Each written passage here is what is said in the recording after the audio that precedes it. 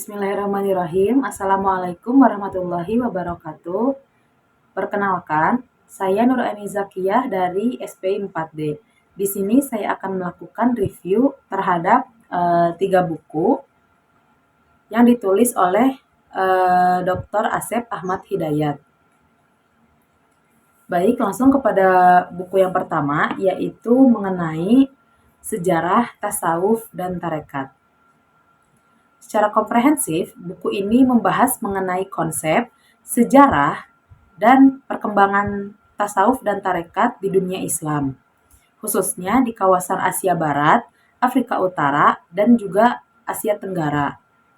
Buku ini diawali dengan pengantar mengenai pengertian tasawuf, maqamat, ahwal, serta perbedaan mengenai sufi dan juga mutasawwif.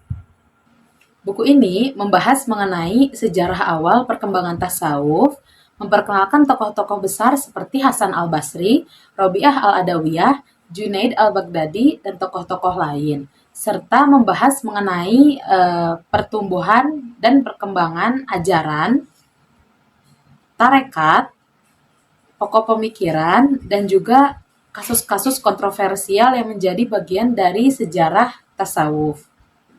Buku ini menegaskan bahwa tasawuf adalah jalan praktis menuju pengalaman langsung dengan Sang Pencipta. Tujuan utamanya adalah membentuk manusia yang sepenuhnya taat dan patuh kepada Allah Subhanahu wa Ta'ala. Selain itu juga, buku ini membahas mengenai penyebaran tasawuf dan tarekat dari satu wilayah ke wilayah yang lain, dan juga menyoroti peran serta ajaran dari tokoh yang membawa tarekat tersebut. Kelebihan dari buku ini adalah pembahasannya sistematis dan mudah dipahami, sehingga cocok untuk berbagai kalangan, baik itu akademisi maupun praktisi tarekat. Namun, kekurangannya yaitu terletak pada cakupan wilayah yang dibahas dan analisis mengenai perkembangan tasawuf dan tarekat di era kontemporer yang belum begitu mendalam.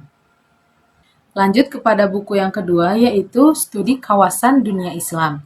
Buku ini berisi tentang pemaparan teori-teori dasar mengenai sejarah kawasan, sejarah perkembangan dunia Islam dari masa klasik hingga kontemporer, serta pemetaan kawasan Islam melalui perspektif geopolitik, etnolinguistik, dan komunitas muslim minoritas. Bapak Dr. Asep Ahmad Hidayat juga menjelaskan bagaimana faktor geografis, politik, sosial, ekonomi, budaya, dan bahasa dapat mempengaruhi dinamika dan karakteristik kawasan dunia Islam, serta menyoroti peran penting kawasan itu sendiri dalam perkembangan ilmu pengetahuan, seni, dan juga budaya. Kelebihan dari buku ini terletak pada teori dan pemetaan yang komprehensif, pendekatan yang multidisipliner, dan penyajian materi yang terstruktur serta mudah diakses oleh berbagai kalangan. Adapun kekurangan dari buku ini yaitu terlalu luas pembahasannya, sehingga ada aspek ataupun wilayah yang tidak dibahas secara mendalam dan terperinci. Juga masih sedikitnya ulasan publik terkait buku ini, sehingga untuk evaluasi buku hanya bergantung kepada resensi akademik dan deskripsi dari penerbit. Selanjutnya, buku ketiga yaitu ada Sejarah Sosial Muslim Minoritas Etnis Melayu di Nusantara. Buku ini membahas tentang sejarah, dinamika sosial, dan identitas komunitas Muslim minoritas etnis Melayu yang ada di Asia Tenggara, khususnya di Patani, yaitu di Thailand, Moro, di Filipina, Singapura, dan juga Timor Leste.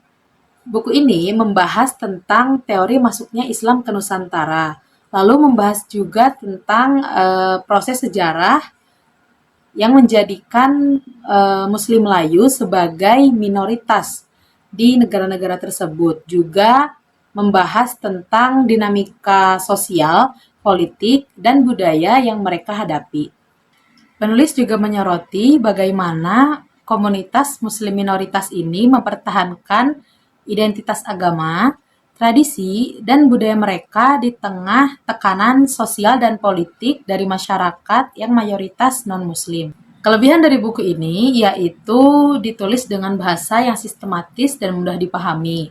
Lalu penelitian yang mendalam tentang sejarah minoritas Muslim Melayu yang jarang sekali terungkap dengan pendekatan yang multidisipliner serta relevansinya sebagai referensi bagi akademisi, peneliti, dan juga aktivis. Adapun kekurangan dari buku ini yaitu cakupan wilayah yang terbatas dan isu kontemporer yang masih bisa diperdalam.